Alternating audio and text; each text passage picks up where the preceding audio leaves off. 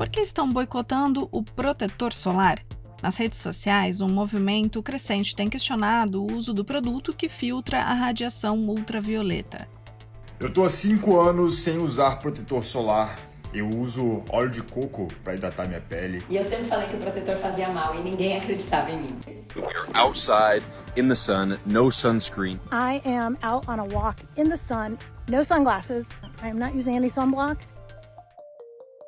Há quem diga que o uso de protetor solar está ligado ao aumento da incidência de casos de câncer de pele. Uns afirmam que a exposição ao sol sem protetor solar fortalece a imunidade. Outros promovem a troca dos produtos comerciais por soluções caseiras. Há também quem levante bandeiras ambientais apontando os impactos negativos dos filtros solares nos oceanos e na vida marinha. Essas ideias circulam com força nas redes, especialmente sob hashtags em inglês como No Sunscreen e Anti-Sunscreen. Embora cada um tenha o direito de decidir o que usar na pele e de compartilhar sua opinião online, quando achismos ganham muito mais espaço do que evidências científicas, o debate deixa de ser saudável e pode se tornar perigoso.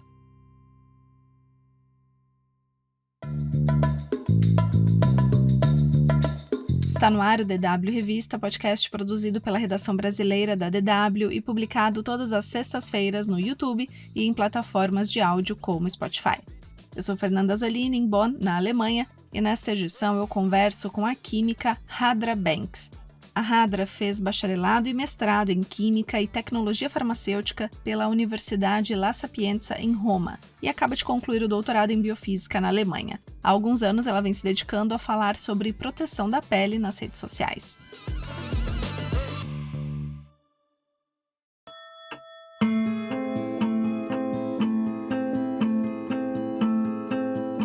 Antes de entrar na polêmica do movimento anti-protetor solar, eu vou traçar uma breve linha do tempo sobre o tema. É claro que métodos de proteção solar existem há séculos, mas eu vou me ater à história dos últimos 150 anos mais ou menos.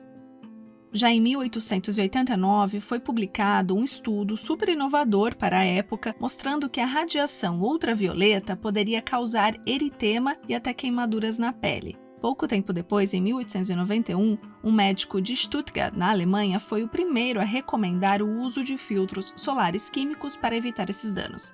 Ele usava quinina preparada em uma pomada. Já o protetor solar comercial, como a gente conhece, começou a surgir no final dos anos 1930. Foi quando o químico suíço Franz Greiter desenvolveu um dos primeiros produtos desse tipo. E foi ele também, por volta de 1960, quem criou o conceito de FPS, o fator de proteção solar, que mede a eficácia dos produtos contra os raios UVB. A partir dos anos 80 e 90, a conscientização sobre os riscos da exposição ao sol aumentou bastante. As pessoas começaram a entender melhor os perigos, como o câncer de pele e o envelhecimento precoce. E isso impulsionou o desenvolvimento de fórmulas mais eficazes que passaram a oferecer proteção não só contra os raios UVB, mas também contra os UVA. E hoje, poucas décadas depois, algumas teses já comprovadas cientificamente voltaram ao radar da geração que se informa basicamente por redes sociais. Hadra, muito obrigada pela participação. Há dezenas de milhares de publicações nas redes sociais que querem convencer as pessoas de uma coisa, que não usar protetor solar é melhor para a saúde. Eu te enviei alguns vídeos com a hashtag NoSunscreen. Um deles é de uma mulher, eu diria na faixa dos 50 anos, fazendo uma caminhada matinal e ela fala que não usa óculos de sol nem protetor solar porque não quer bloquear a pele nem os olhos dela do sol. E que a luz solar dá energia, ajuda a regular o apetite, os hormônios, ajuda a dormir melhor. Eu gostaria que você comentasse um pouco sobre isso. A luz que vem do sol, ela tem um espectro. Dentro da luz do sol, tem muitas radiações diferentes. As pessoas falam, não, mas o sol faz bem. Sim e não, porque tem luzes realmente que vêm dentro do sol, por exemplo, infravermelho, vermelho, que são luzes do sol mesmo, que fazem bem para muitas coisas. Sim, regulação do humor ajuda muito, a vitamina D também, várias coisas relacionadas ao sol que, sim, fazem bem para a saúde realmente. Mas o problema é que o sol também tem a luz UV, UVA, UVB, que vão causar câncer de pele, vão causar envelhecimento da pele, vão causar realmente muitas coisas que não fazem bem para a pele. O problema é que essa questão não é preto e branco, não é nem um extremo nem o outro. A questão é que o protetor solar, ele é um filtro contra os raios UVA e UVB. e ele não protege 100%. E você sabe, quando você usa protetor solar, você toma sol, você fica bronzeado, porque você está absorvendo a radiação do sol, mesmo com o protetor solar. Então, mesmo com o protetor solar, você tem esses benefícios. Uma outra coisa muito importante é que essa mulher fitness do vídeo, ela falou sobre isso, o horário do sol, porque durante o dia, os raios UVA e UVB, eles têm um pico em certos horários. Então, ela, por exemplo, diz que ela pega sol muito cedo de manhã. Naquele horário, realmente os raios UVA e UVB, eles não são tão elevados quanto no meio da tarde. Se você pega um pouquinho de sol ali diariamente, mas com protetor solar, porque não vai bloquear tudo, ele vai ter os benefícios do sol, de pegar sol diariamente, e ainda vai estar protegido contra esses raios que são mais nocivos. De acordo com o Ministério da Saúde, o câncer de pele representa 30% de todos os tumores malignos registrados no Brasil. Segundo estimativas mais recentes do Instituto Nacional do Câncer, o país deve contabilizar quase 230 mil novos casos de câncer de pele a cada ano entre 2023 e 2025. O câncer é uma doença que não possui notificação obrigatória, então os dados não são de incidência, mas sim de estimativas. Hadra, de maneira resumida, como exatamente o câncer de pele se desenvolve? O câncer, ele tem muitos fatores envolvidos. Também depende muito da genética da pessoa e do tipo de exposição que ela teve. E o que acontece? O câncer de pele, ele vem de um dano que vai ser causado no DNA. E aquele dano, ele pode ficar ali escondido por muitos anos, ele não vai ser restaurado durante esses anos. E vai continuar dependendo do seu estilo de vida, vai continuar dependendo se você tem uma predisposição genética. Por isso é muito importante entender se na sua família teve câncer de pele, você vai ter que ter um cuidado a mais. Então, às vezes basta realmente um dia de sol que queima a sua pele para alimentar ali a propensão para você desenvolver aquele câncer de pele no futuro. E também é um dano que vai se acumulando nos anos. Você está aumentando cada vez mais a sua probabilidade de desenvolver esse câncer quando você for mais velho. Bom, e dentro desse movimento antiprotetor solar ainda tem um grupo que afirma veementemente que o protetor solar causa câncer de pele. Isso vem da onde? Esse mito de que o protetor solar causa câncer de pele. As pessoas fazem uma correlação de, nossa, mas agora a gente passa mais protetor solar, a gente tem mais câncer de pele. Mas o que acontece? É que câncer de pele não era detectado assim como é hoje. Era algo que acontecia e a pessoa nem sabia que era um câncer de pele.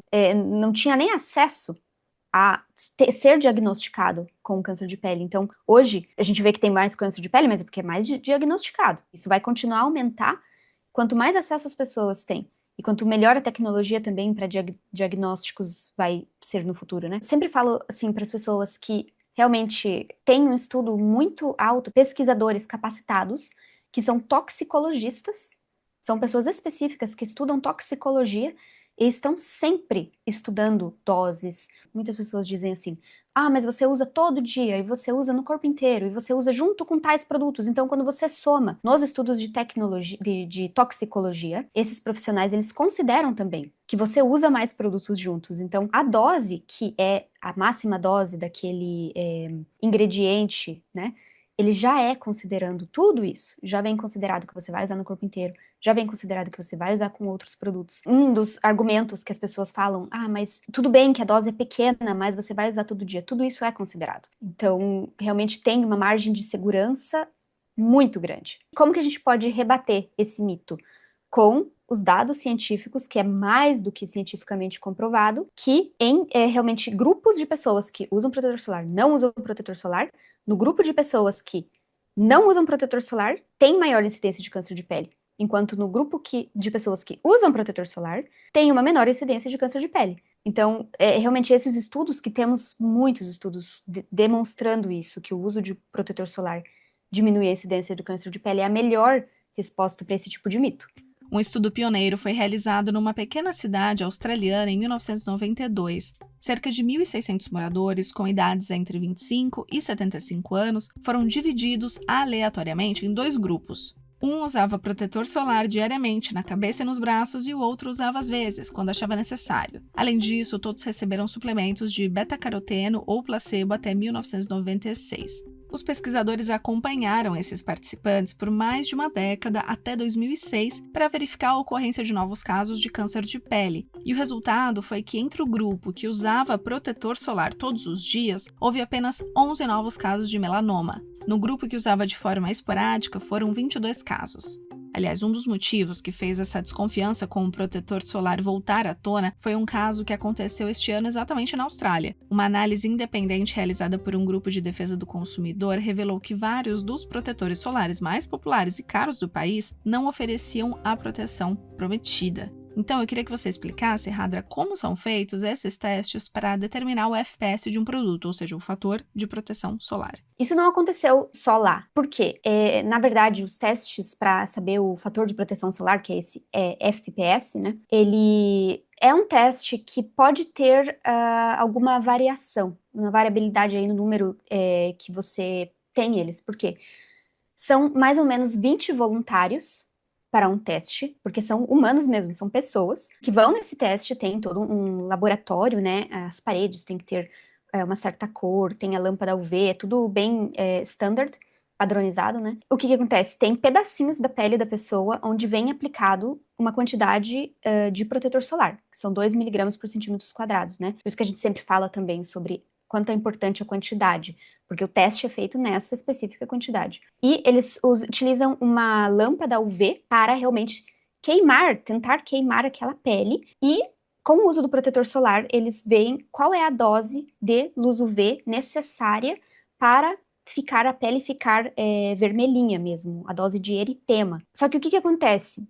Tem muita variabilidade, por quê? Porque depende da cor da pele do voluntário. Depende, às vezes a aplicação não é perfeita, depende um pouquinho da cor, da luz, do local, e é avaliado por uma pessoa. Então, uma pessoa está olhando aquela cor, quando ficou vermelho, quando não ficou vermelho. O importante, eu acho que nesse caso, foi que muitas marcas grandes, elas fazem esse teste em 2 laboratórios diferentes. Então, quem faz esse teste não são as marcas, são laboratórios independentes que trabalham com esse tipo de teste. A marca tem que pagar para o laboratório fazer o teste e trazer esses dados na agência reguladora. No caso, no Brasil, seria a Anvisa, né? Então, não é a Anvisa que faz o teste, são laboratórios independentes. Marcas grandes, elas fazem esse teste em mais de um laboratório, muitas vezes. E isso é importante, ter testes de vários laboratórios, porque aí você não tem tanta variação. Por isso que eu sempre indico protetores de marcas bem confiáveis, porque essas marcas, eles investem mais nesse tipo de teste e demonstram realmente que os protetores, eles têm um mínimo de proteção, como está escrito ali na embalagem. Acho que a gente pode aproveitar para explicar que há 2 categorias de protetor solar e como cada uma delas age na pele. O protetor solar físico, ele também é chamado mineral, e daí tem o protetor solar químico, que também é chamado orgânico. O que esses 2 tipos de protetores têm em comum? Os 2 formam um filme na pele, então realmente eles têm que formar um filme na pele, por isso é muito importante a formulação do protetor, para formar esse filtro de maneira correta. E muitas pessoas acham que o protetor solar físico, ele funciona refletindo os raios, somente. Isso não é realmente só desse jeito. Na verdade, sim, ele reflete um pouco dos raios, mas ele, na verdade, o maior efeito dele é igual ao protetor solar químico, que é a absorção dos raios, né? O protetor solar químico são moléculas que vão absorver essa radiação. A molécula que criou aquele filme ali, né, na sua pele, nesse filme tem essas moléculas do protetor solar, que formam que são os filtros, né? E essa energia vem transformada em calor. Só que não é assim como as pessoas, nossa, calor, vai esquentar a pele. É algo tão minúsculo que é impossível você sentir, não tem como. E o protetor solar físico, ele sim reflete um pouco dos raios, mas a maior parte da ação dele também vem pela absorção desses raios. Então, por mais que eles sejam moléculas diferentes, eles trabalham mais ou menos do mesmo jeito. O protetor solar físico, por exemplo, são substâncias como óxido de zinco. O óxido de zinco realmente é uma pasta branca, e é difícil de formular, porque ele é uma pasta branca, ele tem que formar o filme, essa substância tem que ter uma alta concentração ali no filtro, e vai ficar branco no rosto, vai ficar branco porque quando é 100% mineral, 100% físico, né? E o que acontece quando muitas pessoas dizem, não, você tem que usar só filtro mineral? As pessoas não vão gostar muito de como ele fica na pele. E o que vão fazer? Vão passar pouco ou não vão querer usar? Então, o protetor não tem um melhor ou pior. E eu acho que é importante ressaltar aqui, protetor solar químico ou híbrido, porque tem os híbridos também, que tem um pouquinho do químico, um pouquinho do físico. Eles ficam muito mais bonitos na pele, e isso ajuda muito a pessoa a querer utilizar diariamente o protetor químico e físico. Nos últimos anos, a gente viu o negacionismo científico ganhar cada vez mais espaço e, durante a pandemia de Covid-19, essa rejeição à ciência realmente tomou proporções maiores. A desinformação vem se espalhando como nunca e o negacionismo ganhou força em várias áreas. Você que trabalha com ciência, como vê movimentos como esse de antiprotetor solar? Eu vejo muito, não só com protetor solar, mas com muitas coisas na vida, alimentos, tipo de material onde os alimentos estão. E eu percebo que essas pessoas, elas têm em comum que elas têm medo de algo invisível, algo que elas não conseguem controlar. Então, são pessoas muito influenciáveis.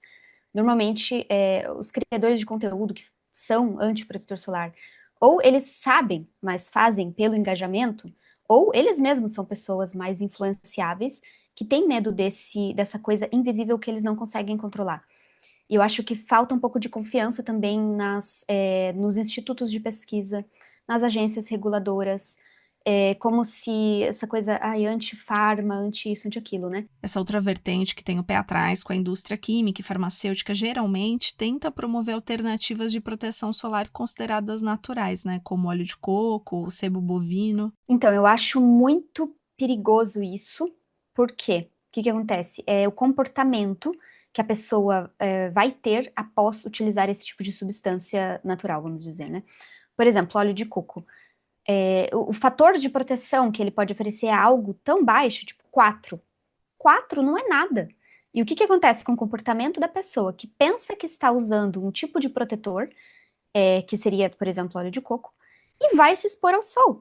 Porque pensa, não, eu estou protegido, então eu vou me expor ao sol, que não faria se não utilizasse, então é ainda pior. Porque ela está se expondo mais ao sol, pensando que está protegido, mas não está, porque fator 4 não é quase nada. E pessoas também, não só, por exemplo, óleo de coco, mas muitas pessoas pegam, não, então vamos pegar o óxido de zinco e vamos fazer o nosso protetor, do jeito que a gente quer.